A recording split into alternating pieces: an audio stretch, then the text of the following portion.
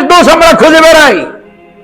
ভাই অমুকে কি করলো আর কি করলো না, কিয়ামতের ময়দানে সেটা আল্লাহ আপনারে জিজ্ঞাবেন না। আল্লাহ আপনারে জিজ্ঞাবেন, আপনার ব্যাপারে জিজ্ঞেস করা হবে আপনি কি এটা করেছেন কিনা। এই জন্য খন্দকার আব্দুল্লাহ জাহাঙ্গীর রাহিমাহুল্লাহ তিনি বলতেন যে ভাই আমি তো নিজের নিয়েই নিজে ব্যস্ত। আপনি নিজেকে নিয়ে নিজে ব্যস্ত থাকেন, জাহান্নাম থেকে নিজে কিভাবে বাঁচবেন সেই চিন্তা করেন।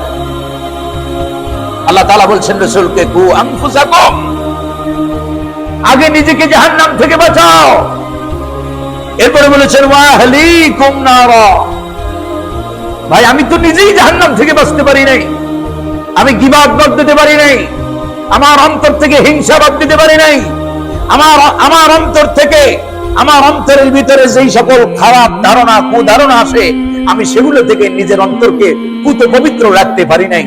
আমি তো আমাকে নিয়ে টেনশনে আছি, কিভাবে আমি কিভাবে কিয়ামতের ময়দানে সেই কঠিন হাসরের ময়দানে কিভাবে আমি হাসর পার করব, কিভাবে আমি আল্লাহকে খুশি করে কিভাবে জান্নাতে যাব। এই টেনশনে এই চিন্তা ইমানদাররা নিজেদেরকে নিজেরা ব্যস্ত রাখবে, ব্যতিব্যস্ত রাখবে। অন্যের দোষ খুঁজে ইমানদাররা তাদের সময় নষ্ট করবে না। এরপরে 6 নম্বর, ঐক্যকে সংহতি এবং ঐক্যকে ঐক্যবদ্ধ করার জন্য ঐক্য বিনষ্ট হয় এমন কাজ হলো গীবত।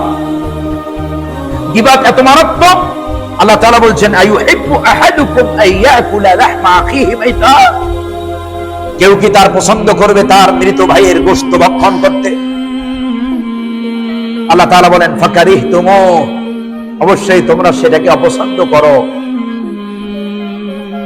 গীবত কি এত মারাত্মক ভাবে আল্লাহ রাব্বুল আলামিন তুলে ধরেছেন। আল্লাহ তাআলা বলেন আইয়ুহিব্বু আহাদুকুম, তোমরা কি কেউ চাও, ভালোবাসো, পছন্দ করো আইয়াকুলা লাহমা আখিহি মাইতান, তোমার মৃত ভাইয়ের গোশত খাইতে পছন্দ করো?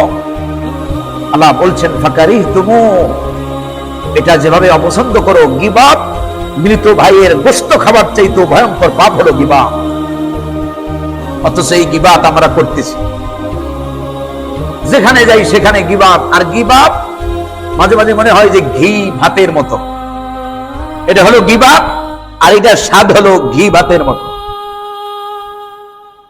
গীবত শুনতে এত বেশি মজা লাগে, আর একজনের দোষ চর্চা হয়। ইমানদারদের দায়িত্ব হলো, যেখানে আমি তো গীবত করবই না, যেখানে গীবত হয় ওই জায়গাও আমি থাকবো না, ওই জায়গাও আমি পরিত্যাগ করব। সাহাবায়ে কেরামের চরিত্র ছিল এটা।